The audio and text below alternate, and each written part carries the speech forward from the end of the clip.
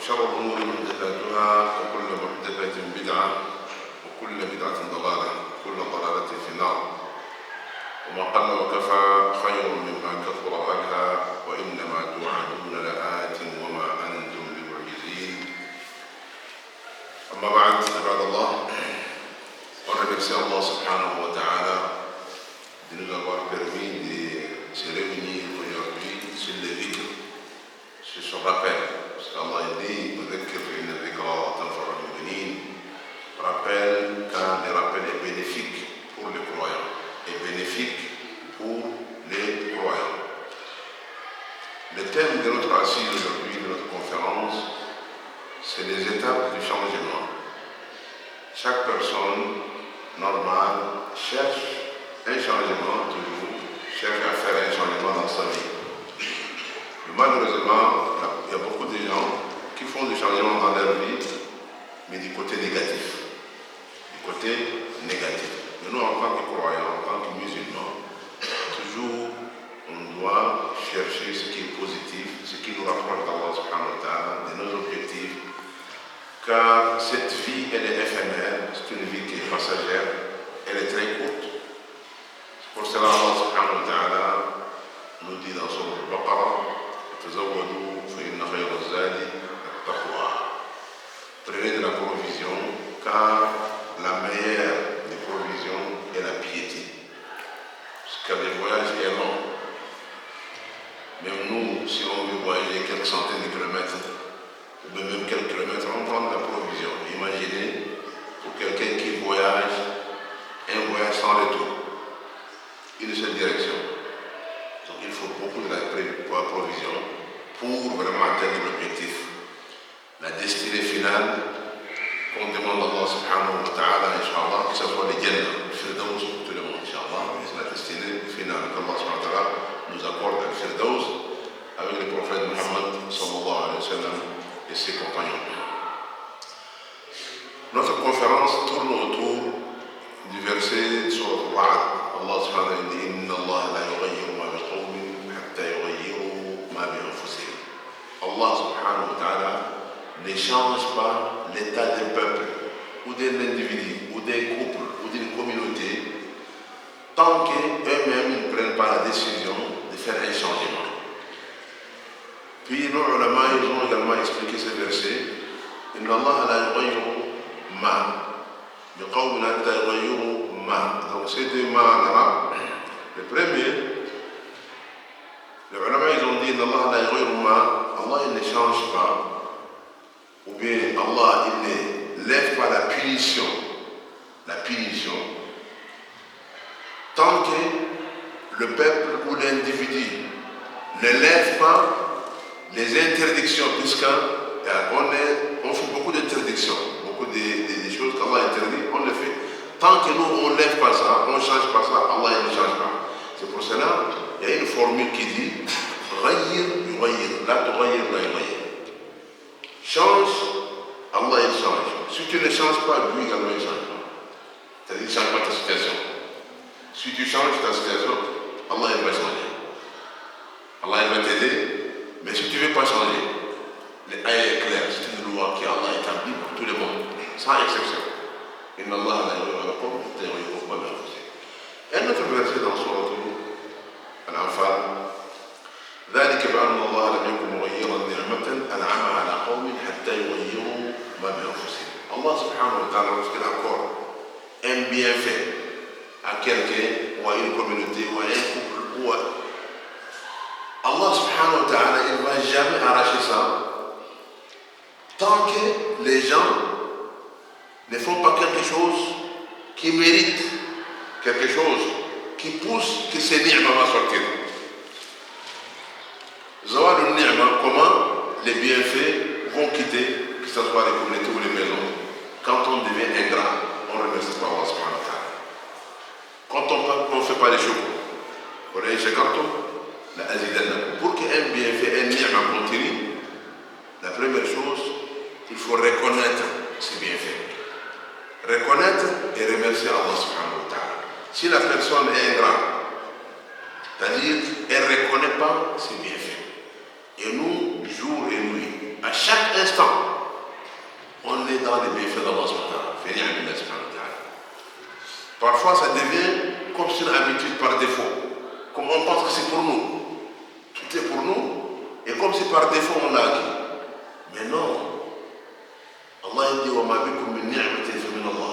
Tout ce que vous avez, ça provient d'Allah subhanahu wa ta'ala. D'abord, vous avez, tout le monde est né, on n'a rien. Même les amis, on est né comme ça. Tout le monde est né. T'as rien. Wallahu akhrajakum min butuni ummahatikum la ta'lamuna shay'an. Tout le monde est né, on connaît rien du tout. وجعلكم السمع والأبصار والأفئدة لعلكم تشكرون. Après, Allah nous a donné, lui, la vue, tout ce qu'on a, le cœur, notre corps, c'est Allah. Et puis, quand on oublie tout ça, ça c'est une ingratitude, une grande ingratitude. Il y a des étapes, Inch'Allah, de changement. Certains ulama, ils l'ont résumé sur 6, ça pourrait être plus, moins, mais nous, Inch'Allah, on va se concentrer sur ces 6 étapes de changement. La première étape, et cette étape-là, si la personne ne fait pas un effort pour sortir de cette étape, oui, elle va faire un changement dans sa vie, mais du côté négatif. La première étape, on appelle marhalatu al-isqatat.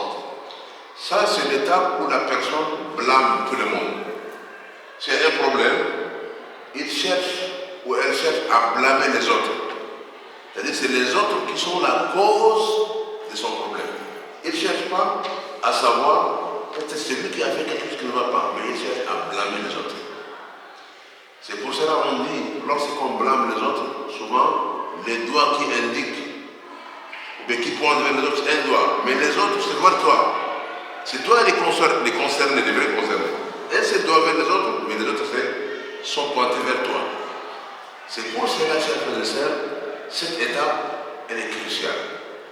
Malheureusement, il y a beaucoup de problèmes familiaux, des gens qui viennent à la mosquée. Lorsqu'on commence à les écouter, personne ne veut reconnaître son erreur. Personne pointe l'autre du doigt. C'est lui qui est la cause. Et comment on peut résoudre ce problème? C'est pour cela que c'est très très important, ce qu'on appelle marhalatu al-isqatat. Et ça, Allah subhanahu wa ta'ala, il nous a clairement mentionné ça dans Sourate al-Baqarah.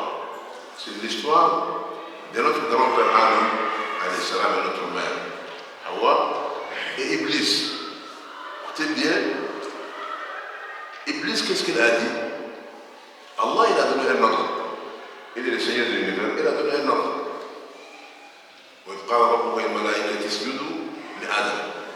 L'ordre, c'est pour tous les anges, et parmi Iblis également. Iblis ne fait pas, il n'est pas un ange. Il est parmi les djinns. Mais il a atteint un haut niveau, avec des anges, il adore tout ça. Donc l'ordre, c'est pour tout le monde, y compris Iblis, de prosterner pour Adam alayhi salam. Tout le monde a exécuté l'ordre. Iblis, il a refusé. Imagine Allah subhanahu wa ta'ala, le Seigneur de l'univers. Il peut les punir sans problème. Mais malgré ça, Allah, il est entré en conversation avec lui. Il est entré en conversation avec lui. Ça, c'est un volet très important. قال يا إبليس ما لك ألا تسجد ما منعك أن تسجد لما خلقت بيدي. Pourquoi tu as refusé de prosterner? C'est lui que j'ai créé avec mes mains. Iblis, au lieu de dire que désolé, je m'excuse, là, non, il a dit Ana khayrun min. Je suis meilleur que lui. Qu'est-ce que cela veut dire? Il ne reconnaît pas son erreur. Donc lui, il ne reconnaît pas son erreur. Lui, il a une position. Il dit que je suis khayrun min, je suis meilleur que lui. Pourquoi maintenant tu es meilleur que lui? Parce que tu m'as créé du feu et tu l'as créé de l'argile. Donc c'est ça sa position. Et puis vous imaginez la suite. Mais Adam alayhi salam a reconnu son erreur. Et Allah subhanahu wa ta'ala a pardonné. C'est notre état. Le fait de ne pas reconnaître son erreur, on ne peut jamais résoudre le problème. Iblis, la'natullah, il est maudit. Il aime les gens qui commettent des bid'ah, l'innovation dans la religion. Il aime ça. Pourquoi il aime ça? Parce que c'est lui qui innove dans la religion. Il pense qu'il est dans la vérité. Il fait quelque chose de bon. Donc il ne cherche pas à se repentir. Pour lui, pourquoi se repentir? Alors qu'il est dans le bon chemin. Donc il aime ça. Après la mécréance, la chose que Iblis aime plus, c'est innover dans la religion. Et puis il y a beaucoup des groupes comme ça, des équipes comme ça, des gens comme ça, ils innovent dans la religion, ils pensent qu'ils sont dans les bons chemins. Alors qu'ils sont complètement à côté. Donc, marratul isqata, ça ici on doit faire attention, chers frères et sœurs, dans cette étape, la personne, beaucoup de gens vivent dans le passé. Il a un problème, supposons, avec quelqu'un 20 ans, 10 ans, il est là, prisonnier de ses passés, il ne profite pas de son présent, il ne planifie pas pour son futur. Il est là dans le passé. Le passé, c'est déjà passé. Ça ne revient jamais. Tout ce qui s'est passé le matin, c'est fini. C'est passé. Mais la question, pourquoi Allah subhanahu wa ta'ala dans le Coran, il nous raconte l'histoire de peuples, de générations antérieures. Pourquoi? C'est pour nous dire qu'il faut apprendre les leçons. Si moi je suis tombé dans une erreur, pour ne pas répéter cette erreur, j'apprends cette leçon. C'est ça le passé. Je dois apprendre. Ta vie est courte. Tu n'as pas le temps de répéter toutes les erreurs. Il suffit de lire, de comprendre les gens qui sont tombés dans telle erreur, toi tu évites ça. C'est pour cela Allah il nous dit attention. Ils ont fait tel péché, on les a punis. Il ne faut pas faire la même chose. Les gens de Aïd, ils ont fait tel péché, on les a punis. Les gens de Chouaïb, ils ont fait tel, on les a punis. Donc il ne faut pas répéter les mêmes bêtises, les mêmes choses. Donc il faut en apprendre. Apprendre de l'histoire du prophète sallallahu alayhi wa sallam et ses compagnons. Donc le fait de blâmer les autres, il faut laisser ça. Toujours il faut chercher que moi, je suis la cause de mes problèmes, s'il y a un résultat qui ne marche pas, je suis la cause. Mais sans perdre de vue qu'il y a des ennemis qui cherchent à m'enduire dans les erreurs. Ça, je le sais. Quels sont ces ennemis? Ils sont au nombre de 4. Parce que c'est lui qui ne connaît pas ses ennemis. Mais comment les combattre? Tu ne connais pas les plans de ton ennemi. Un matador, lui, il vient, et tu te prends. Les 4 ennemis, il faut les connaître. Absolument, il faut les connaître, ces 4 ennemis. Le premier ennemi, il n'est pas loin, il est avec nous. Al-Nafs, notre propre âme. Nafsi, wa shaytan, wa dunya, wa l'hawa. Kullu ma'ada yafkir khalas. Tu as ton âme, ta propre âme avec toi, inna nafs al-ammaratu bisu, qui te pousse à commettre les blâmables. Al-Nafs. Al-Shaytan, c'est son travail. Parce qu'il a juré depuis,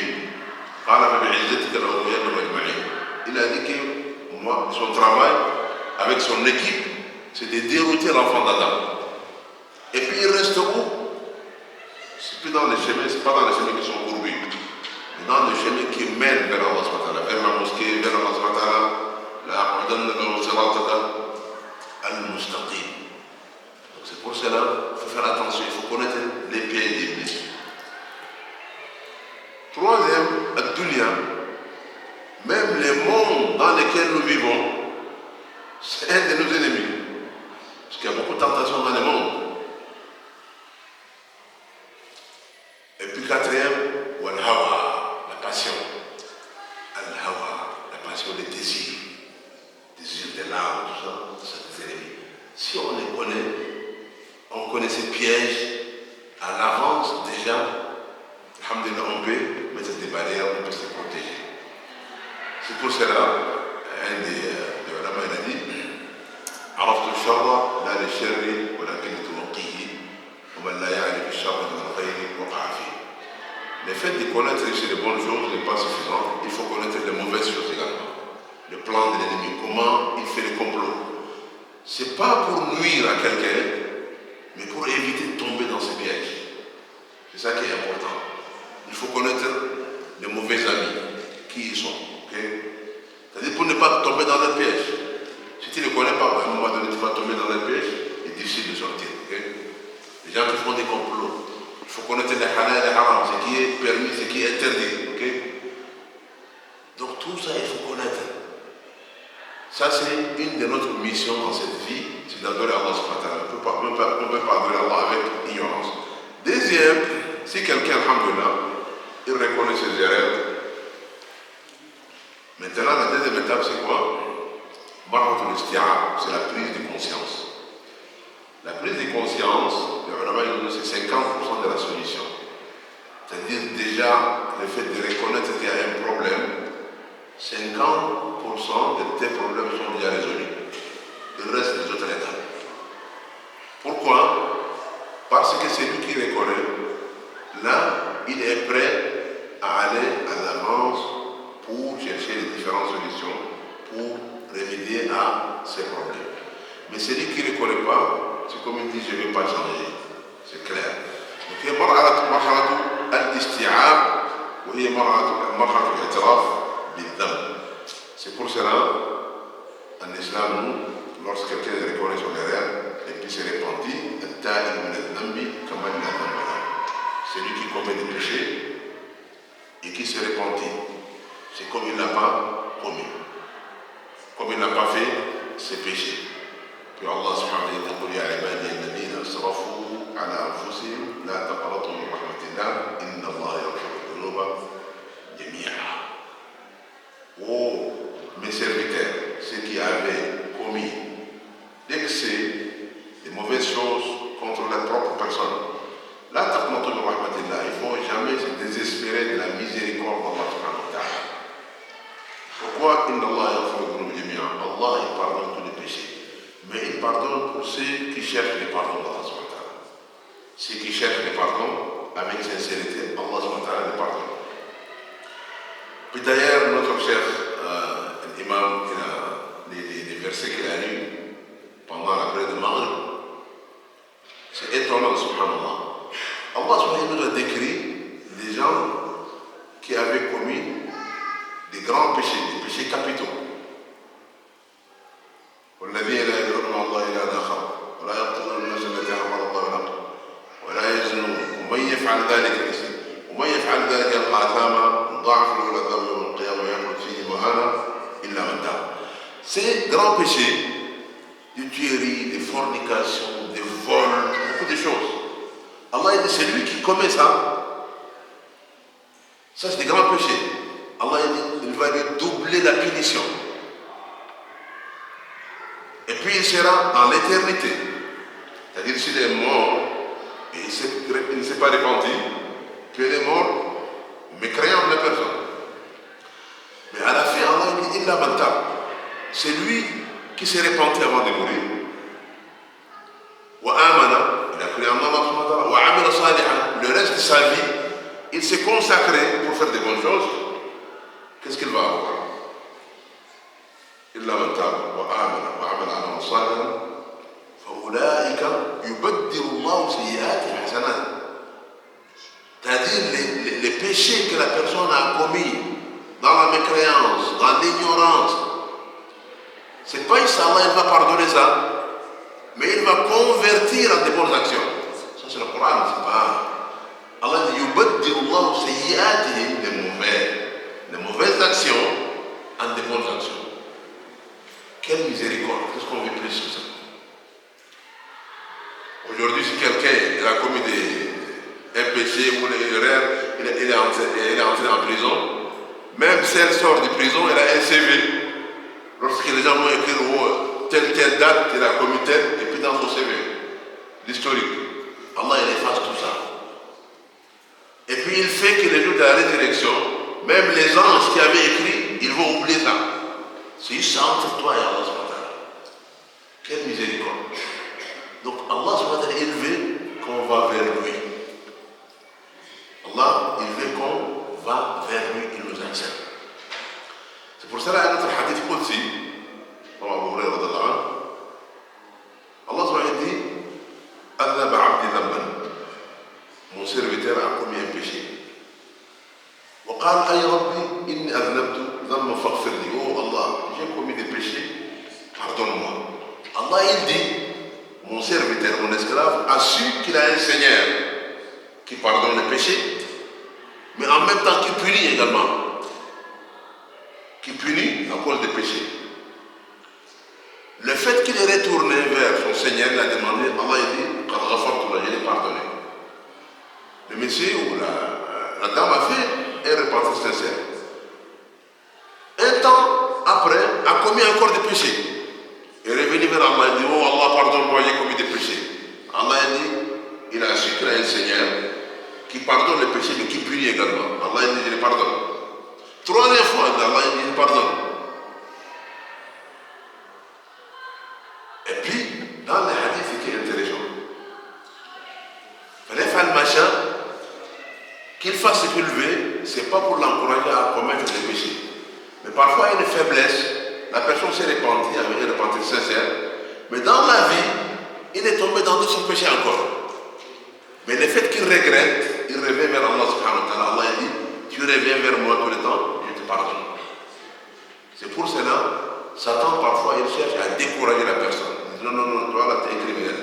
Tel péché, Allah ne te pardonne pas. Il ne faut pas suivre. Ça c'est parmi les pièges de Satan. Peu importe le péché qu'on a commis, si on revient vers Allah subhanahu wa ta'ala, avant qu'il ne soit trop tard, on fait un repentir sincère, Allah il nous pardonne. Et là vous savez l'histoire de celui qui avait tué 99 personnes. Il était parti voir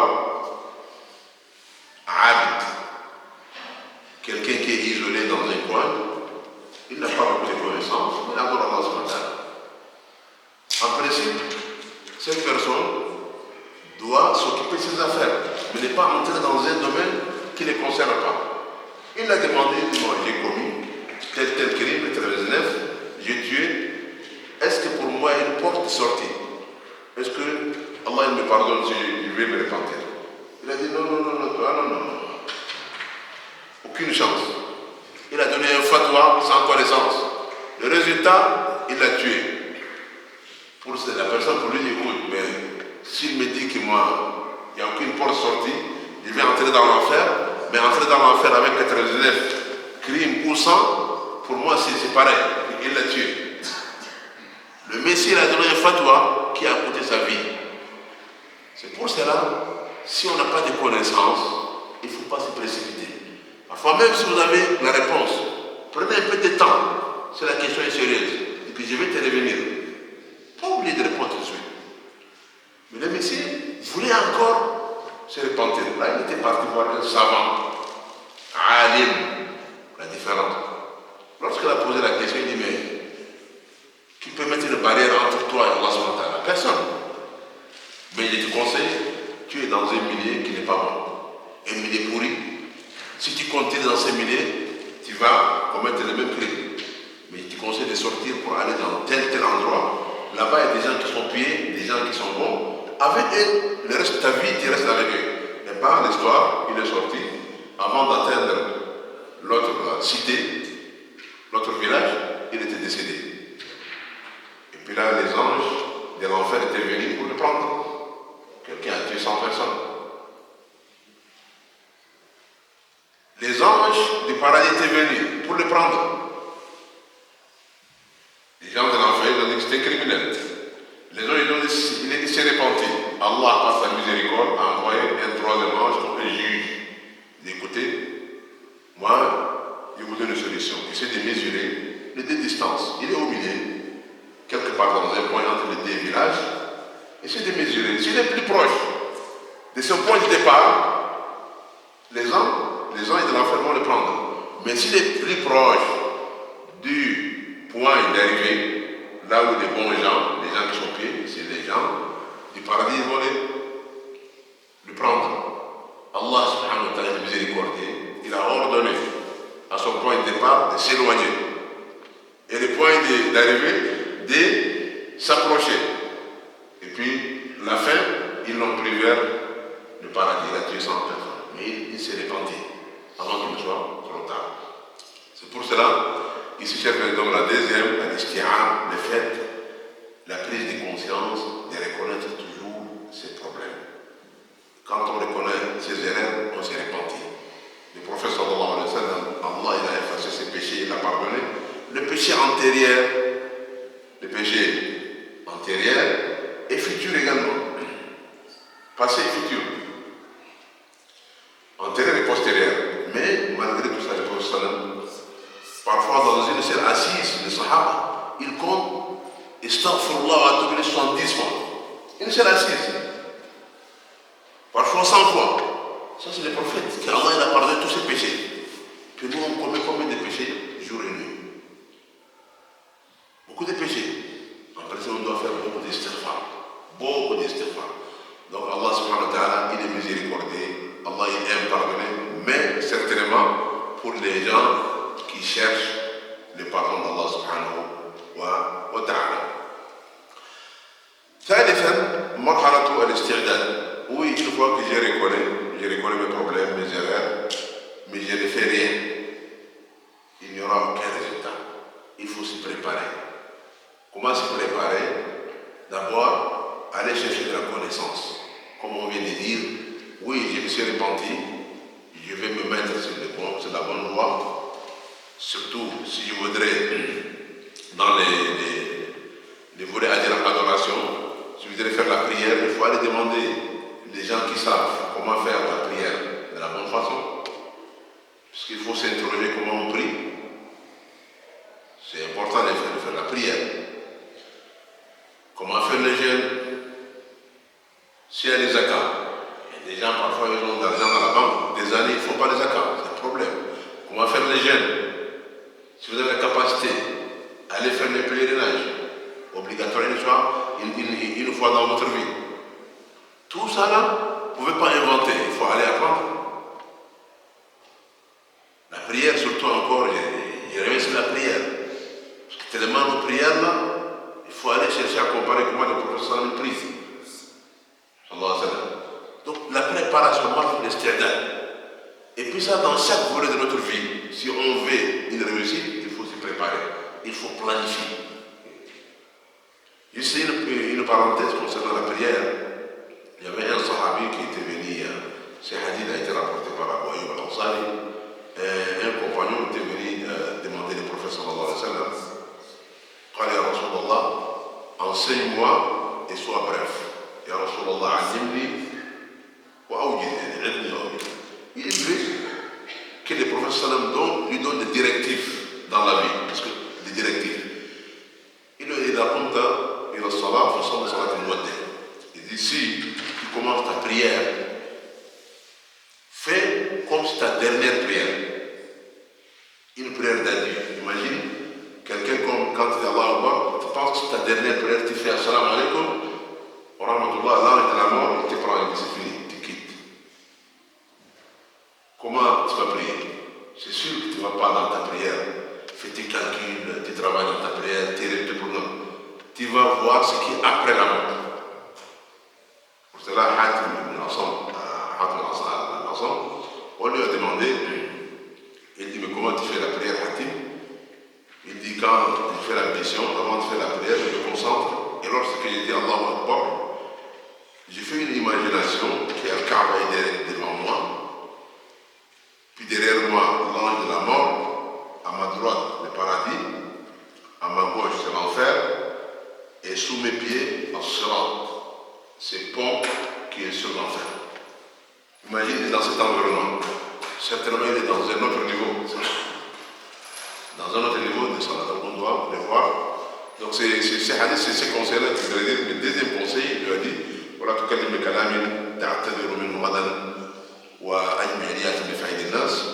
faut pas dire des paroles où tu vas regretter après, où tu vas chercher des excuses.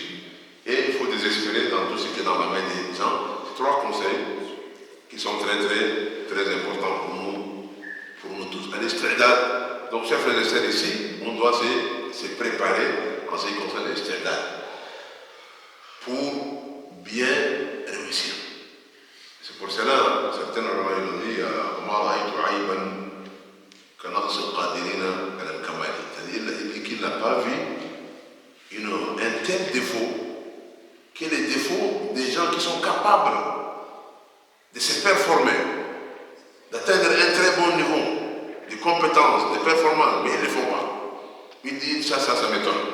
Il a toute la capacité, mais il ne le fait pas. Pour cela, le hikmah, la sagesse, c'est de savoir ce qu'il faut faire. والمهارة أن تعرف كيف تفعل.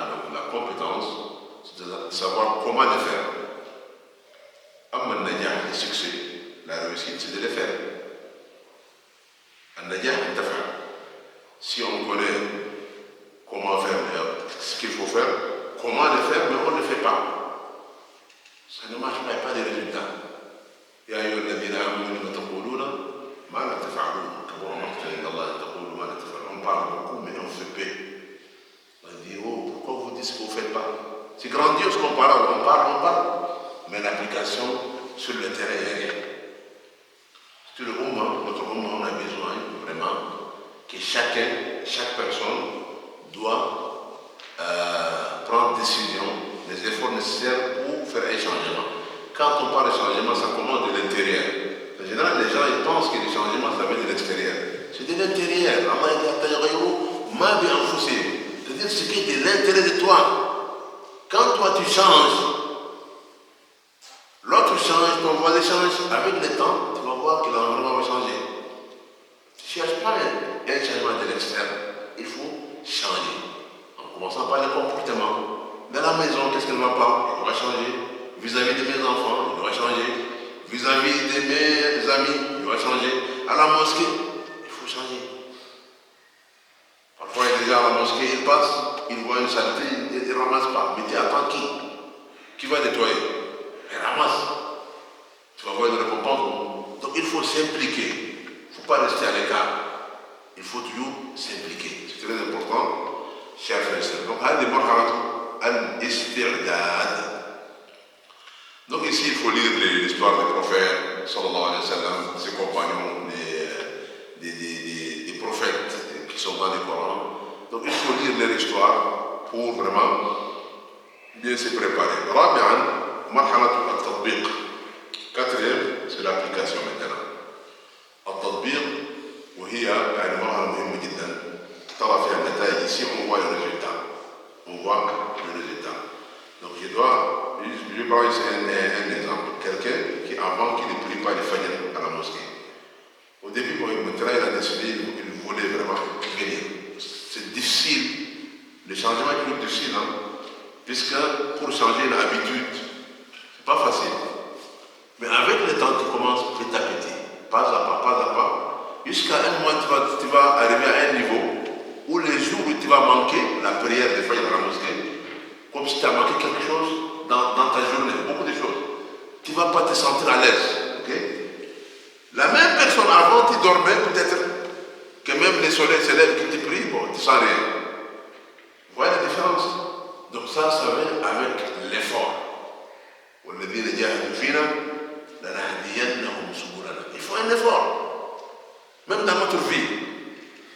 Celui qui fait un effort qui étudie 10 heures, 8 heures, l'autre il dort. Mais ce n'est pas le même résultat. Ça ne marche pas.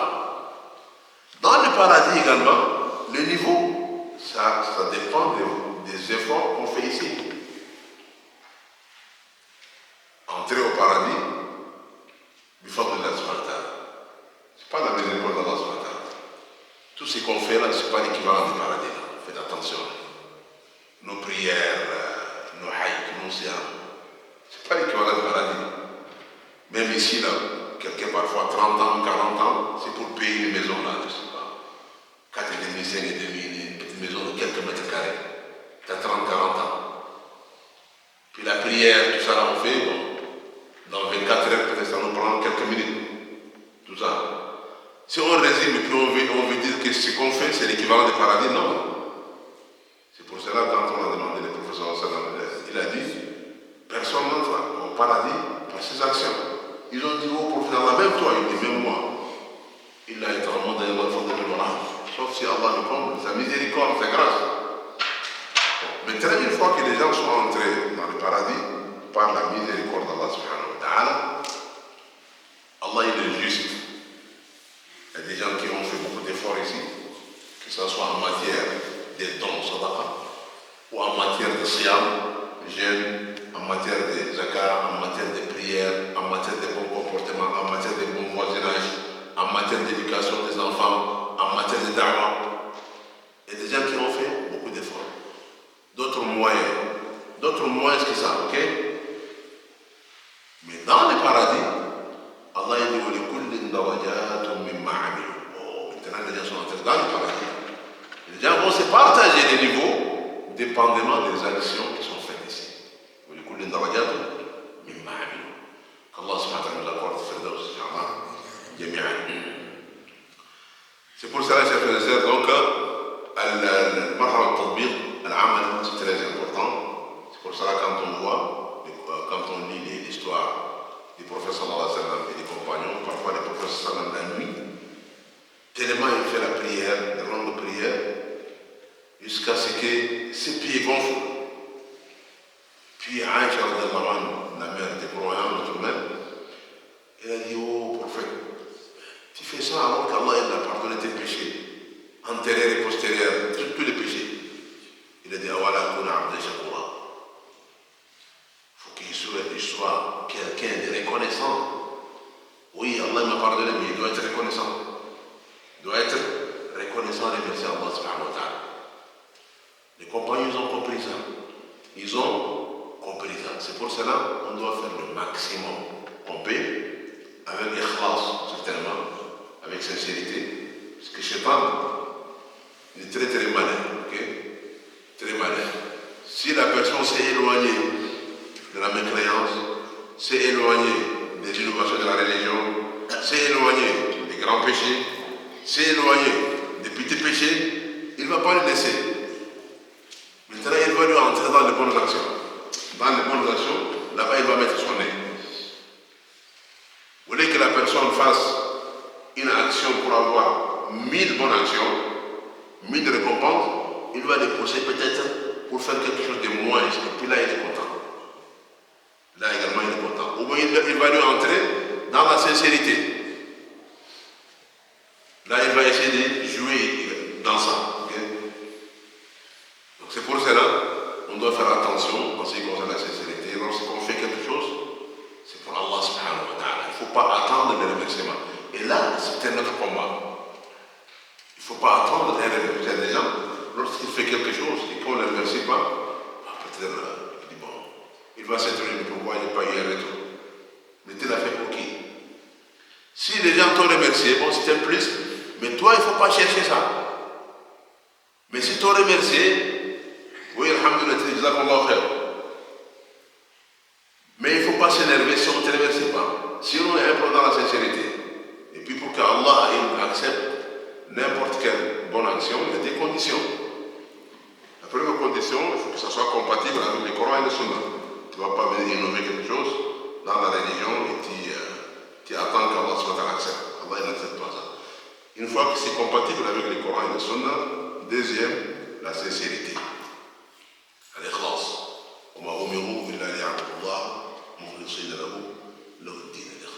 On doit veiller à ça également, chers frères et sœurs. Donc ici, à tatbiq, c'est très important. On va aller au cinquième, marhalat al-siyana wal-muhafadha. Puis je reviens sur l'exemple de la prière de Fajr. Alhamdulillah, la personne avant ne prie pas à la mosquée, ou bien elle ne prie pas du tout à Fajr, elle a commencé à prier, le Fajr attend. Maintenant, elle a passé une autre étape. Ceux qui vivent pas loin de la mosquée, ils viennent à la mosquée. Maintenant, comment garder cette bonne habitude? Il y avait une mauvaise habitude, tu l'as remplacée par une mauvaise habitude, tu l'as remplacée par une bonne habitude. C'est un remplacement. Maintenant, comment avoir la pérennité dans le temps pour que ça continue? Ça, tu as besoin d'un coup de main. C'est-à-dire, il faut être dans une bonne équipe, dans des gens. Lorsque tu oublies, ils te rappellent. Lorsque tu viens par la mosquée, ils téléphonent. Peut-être que tu es malade, mais on ne t'a pas vu aujourd'hui à la prière de Fajr. Si vous avez un ami comme ça, il faut vraiment, ça c'est un ami doré. Ça c'est un trésor. Quelqu'un t'appelle, c'est pas il demande quelque chose de mondain. Mais il demande, je ne t'ai pas vu pendant la période de Fajr. Ça c'est un trésor. C'est un grand trésor. Donc, qu'on appelle marhat al-siyana ou al-muhafara.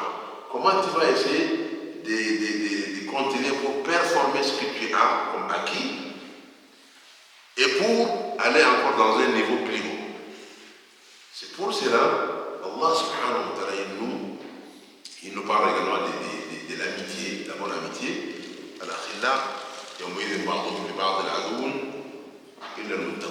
Les amis qui sont ici, ils deviennent des ennemis les jours de la résurrection, sauf les pieds.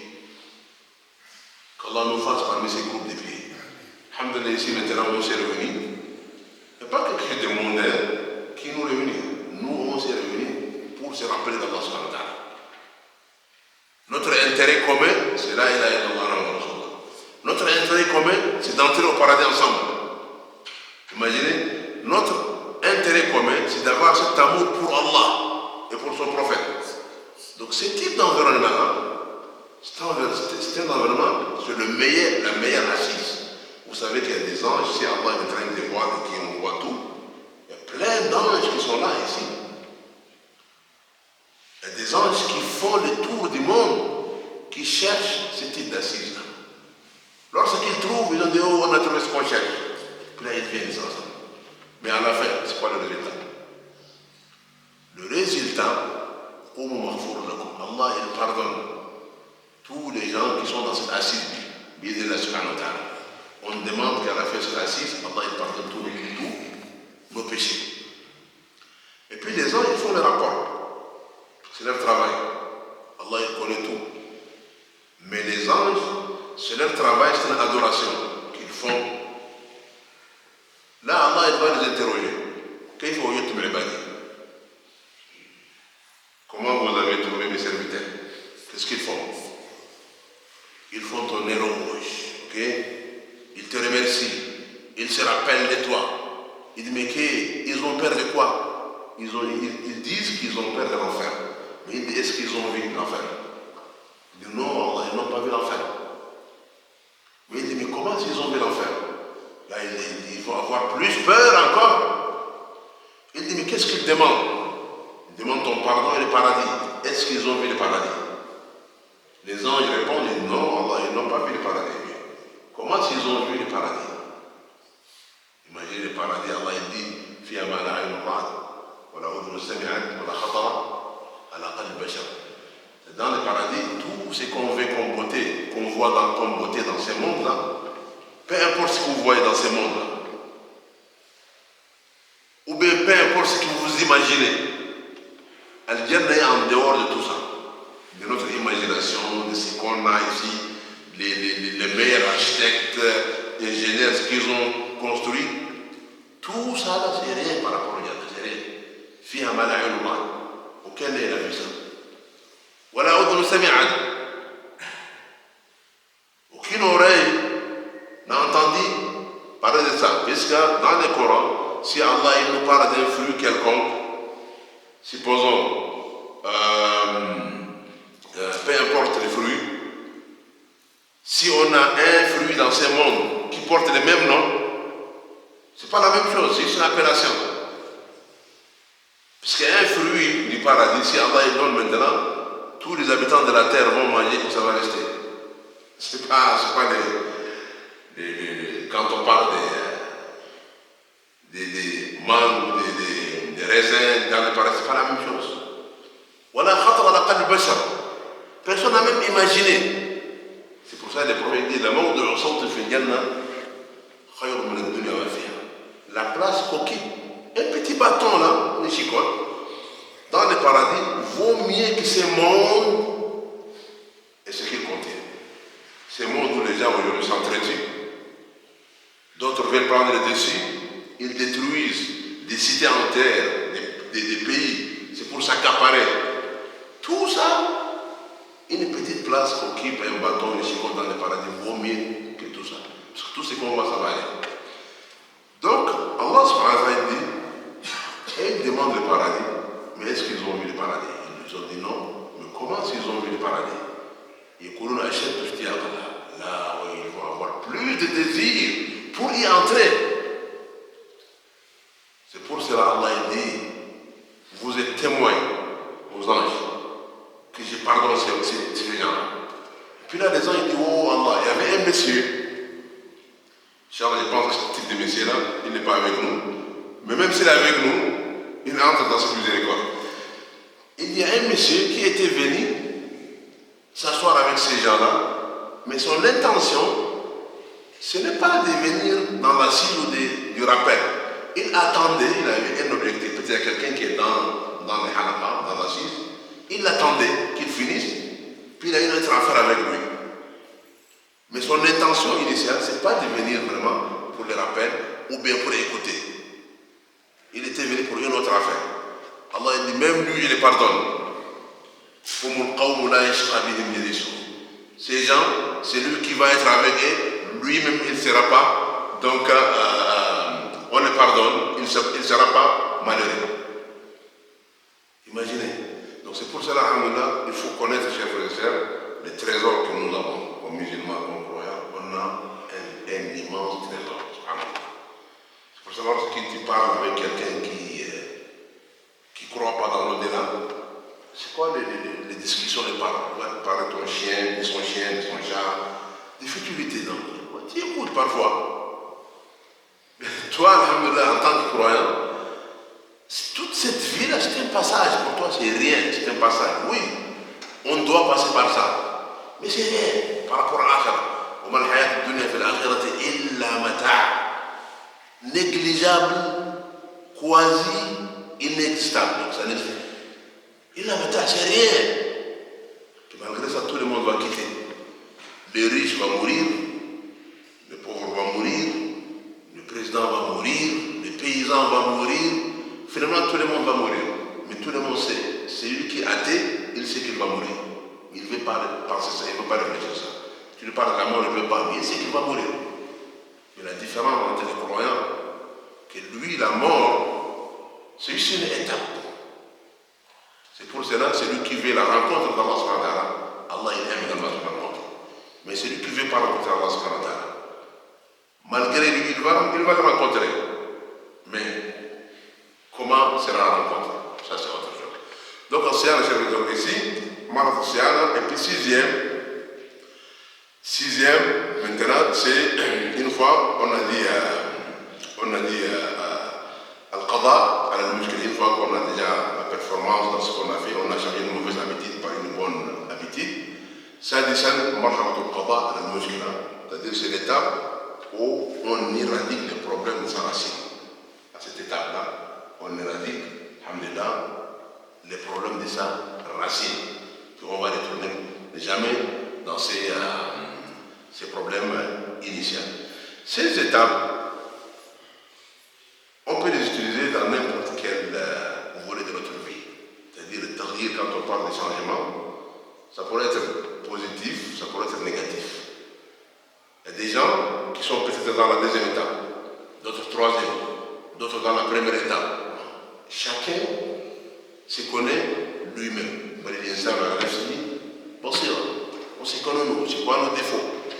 Ça à la maison, vis-à-vis de notre famille, nos sœurs également. Vous connaissez vos défauts.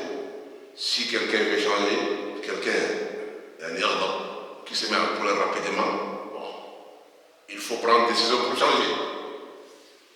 Puisque tu n'es pas né comme ça.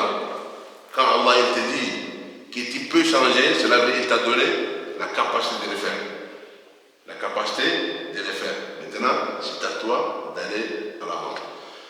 On va revenir, Inch'Allah, chers frères et sœurs, pour ouvrir la place de la discussion. C'est quoi la première étape? Et pour faire un rappel, Inch'Allah, pour que je ne parle pas seul là. On a pas la première étape, c'est quoi? Al-Isqatat, donc c'est-à-dire, en français c'est? Non, c'est la deuxième étape. Hein? La première étape, c'était le fait de blâmer les gens. Ça, c'est l'étape la plus pire. Là. Donc, quelqu'un, il tourne dans les ronds. Là. il est dans un cercle vicieux, il ne sort pas. Il est prisonnier de son passé, puis il est là, il pense que, et puis subhanallah, il y a beaucoup de gens comme ça. Il pense que c'est les autres qui sont la cause de ce problème. Puis il y a des gens, parfois on vient à la mosquée pour régler des problèmes. Parfois ça prend 1 an. Et puis la personne, il ne veut pas. Tout le monde connaît que le problème c'est lui, mais lui il ne voit pas. Parfois on ne peut pas expliquer. En tout cas, ça c'est l'étape la plus pire. Le fait de blâmer les autres, il faut toujours chercher en soi. Notre âme, c'est un ennemi. Il faut chercher. Que oui, il y a un problème, je dois chercher c'est quoi ce problème et comment le résoudre. Deuxième, la prise de conscience. Okay? La prise de conscience, c'est la moitié de la solution. Quand on reconnaît un problème, cela veut dire on est ouvert pour aller chercher une solution. On reconnaît qu'il y a. Troisième, c'est quoi? Oui, le stade. Une fois que je reconnais un problème, mais je ne fais rien. Mais je vais revenir encore derrière, je vais reculer. Je dois me préparer, me planifier. J'ai un problème, j'ai reconnu un problème. Okay.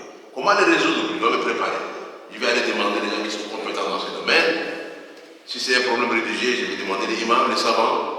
Si c'est un problème qui me concerne dans mes études, je vais demander les gens qui sont dans ce domaine, les conseillers. Dans mon travail, je vais demander, et puis c'est comme ça, je me prépare pour résoudre mon problème.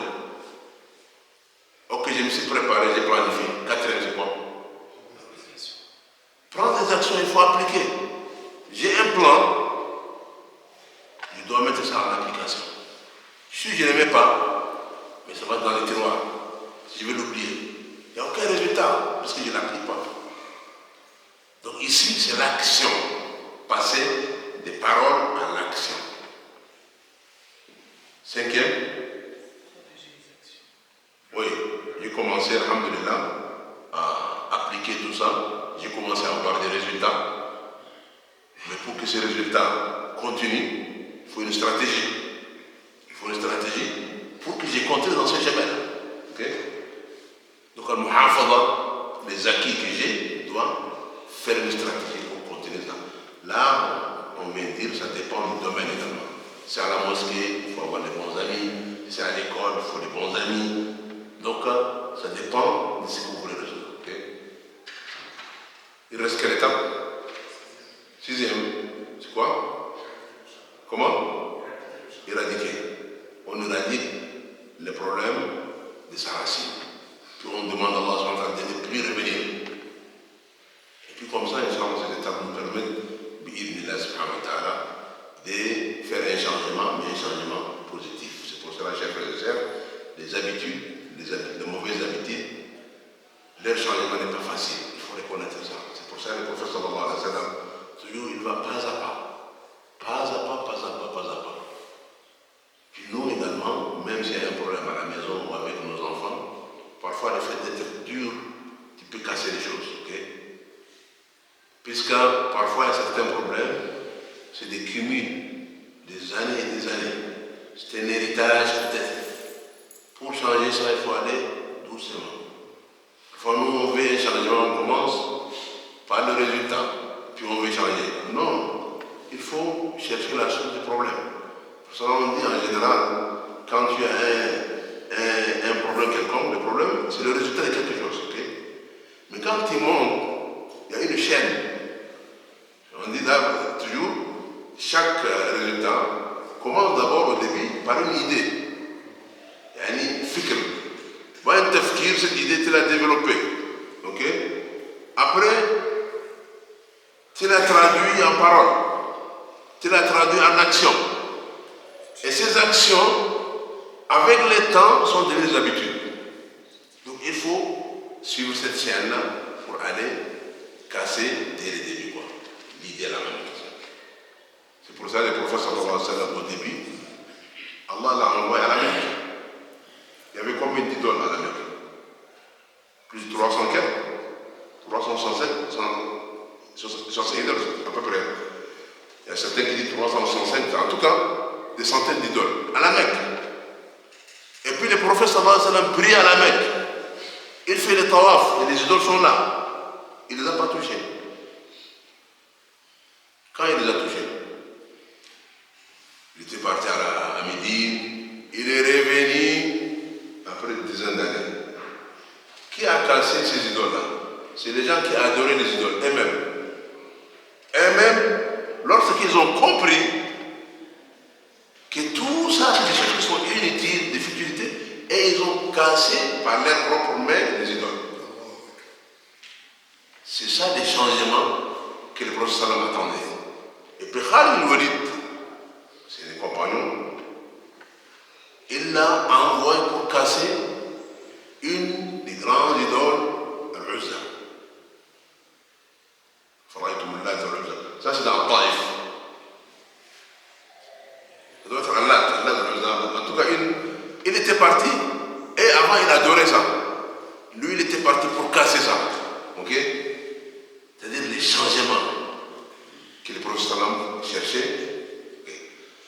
Donc c'est Inch'Allah. Il y a un autre exemple. Si quelqu'un veut le également et puis il a passé directement, il n'y a pas de problème. Puisque Ibrahim alayhi salam est un des grands prophètes, okay? Lui il a fait une autre chose également. Lui il a cassé les idoles. Okay? Mais lui c'est une autre situation. Il voulait que les gens réfléchissent. Il a cassé les idoles, puis il a mis la hache là sur l'épaule du plus grand. Et puis il s'est éclipsé. Il ne savait pas que là, il était venu, il cherchait qui a cassé les idoles. Et finalement, ils ont découvert que c'est lui, mais lorsqu'il était venu, il a commencé une discussion. Il dit, écoutez, vous dites que c'est moi qui avais cassé, mais demandez le plus grand, il y a la hache sur son épaule. Pourquoi il s'était cassé avec cette hache? Mais lui, il a la hache sur son épaule. Mais qu'est-ce qu'ils ont dit entre eux? Écoutez, mais ils ne parlaient pas. Nos affaires, nos études ne parlaient pas. Comment on va parler avec eux?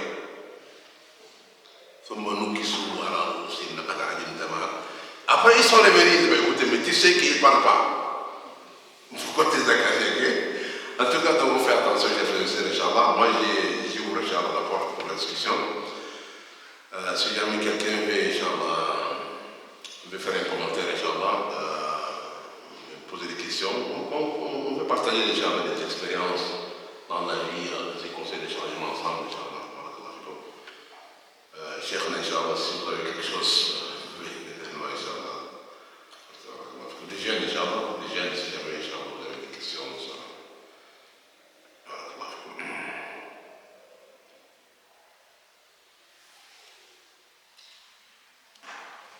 Je pense qu'il nous reste encore quelques minutes pour Isha.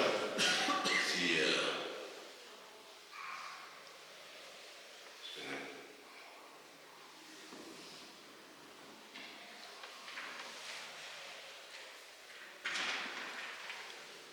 non, Inch'Allah. Qui va poser la première question ou bien les premiers commentaires, Inch'Allah. Pour Fadal. Salam alaikum. Comment vous faites pour accompagner les gens dans les changements? Ça, c'est une très bonne question. Il dit, le frère dit, comment vous faites pour accompagner les gens dans les changements? Oui. Souvent, on parle de nos environnements dans la mosquée, dans la communauté. Donc, on reçoit quand même pas mal de familles, des problèmes de couple, tout ça. Et puis, c'est du cas au cas. Du cas au cas. Mais je parle des exemples de couples. Les couples en général, donc si c'est un couple, il faut écouter les deux côtés. Okay? Puis la plupart, on découvre que c'est des petits problèmes. Avec le temps, lorsqu'ils ne sont pas résolus, deviennent des grands problèmes. Vous savez, les choses, c'est cumulatif. Les résultats sont cumulatifs. Des petites affaires, les gens, par manque de communication, ne communiquent pas, ça devient des grands problèmes. Et puis jusqu'à la divorce, qu'Allah le protège, puisque c'est Satan qui aime les divorces, tout ça. Et puis parfois, inconsciemment, on exécute les plans du diable sans le savoir.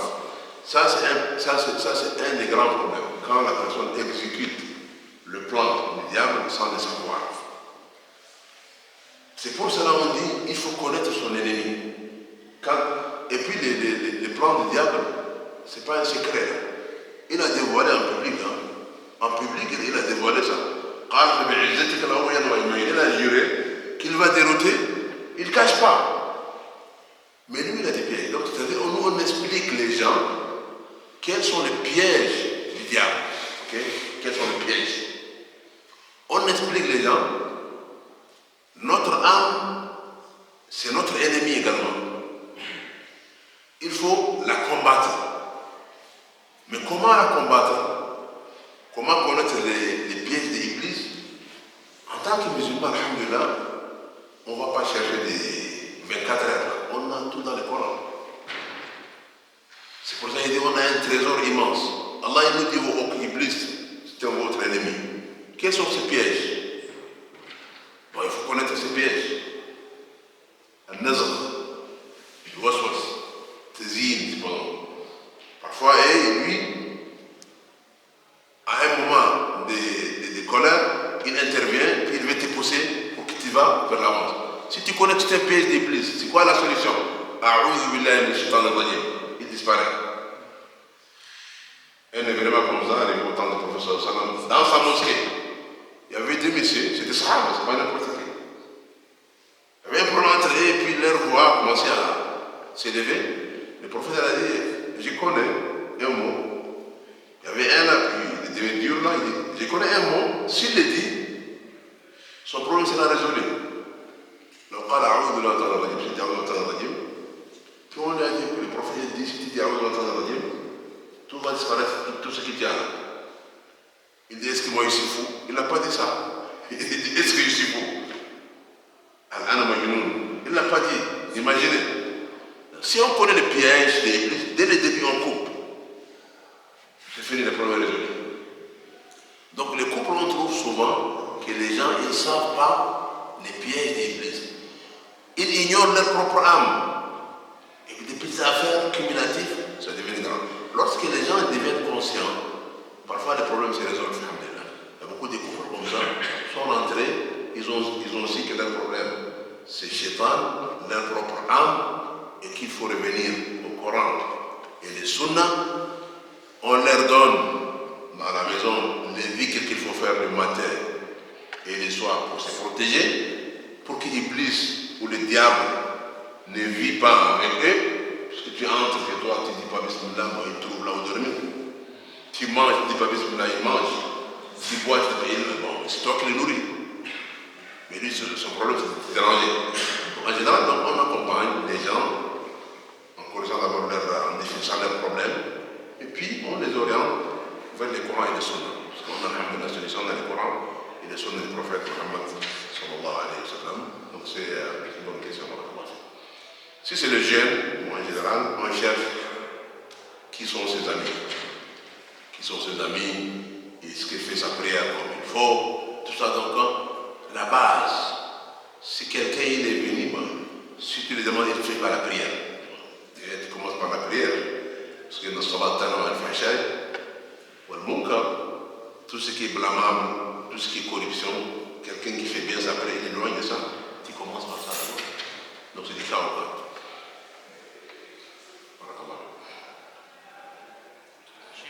Non. Fadal.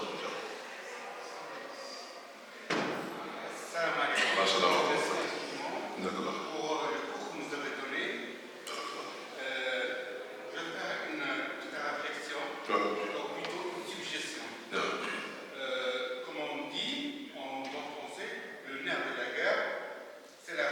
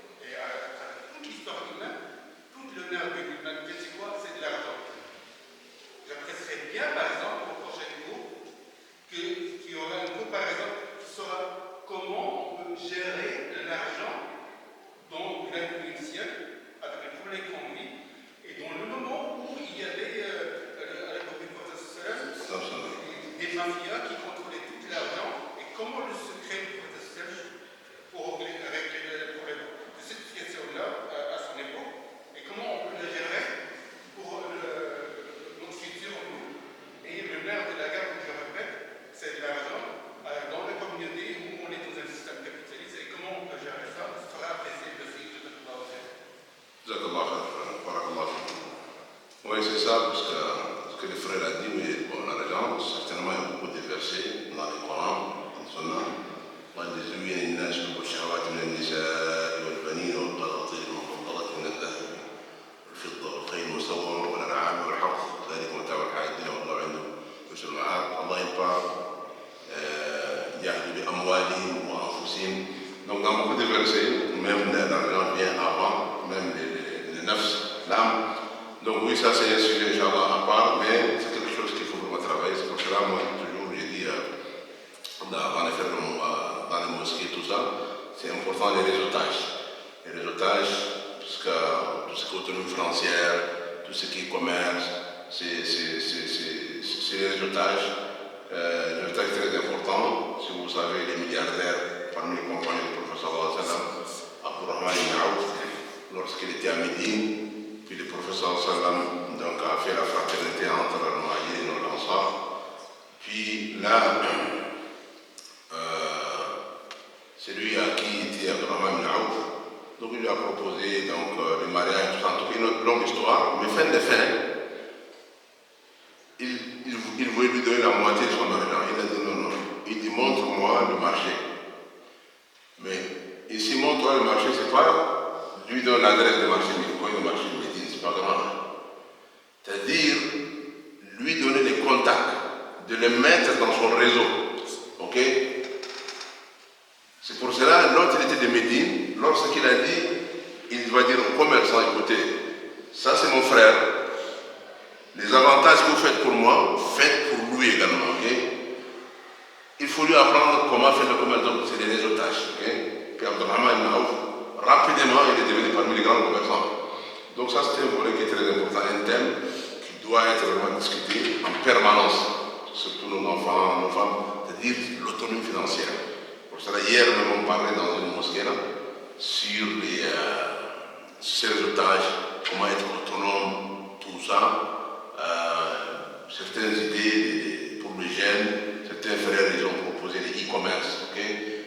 Mais fin de fin c'est un réseautage. On a vraiment un immense trésor, il y a beaucoup de cerveaux ici. Quand ils cherchent là maintenant, il y a beaucoup d'ingénieurs, de docteurs, beaucoup dans les finances. Mais on ne s'y connaît pas. Parfois ils cherchent la solution à un problème. Je suis là dans le chat GPT, je cherche dans Google, alors quelqu'un prie à côté de moi, il a la solution. Mais je ne connais pas, parce que je ne les connais pas, il ne me connaît pas. Donc les résultats, c'est important, c'est pas la convention. Je pense qu'on arrête là. Non. Ok, il y a une question ici. Ok, bismillah.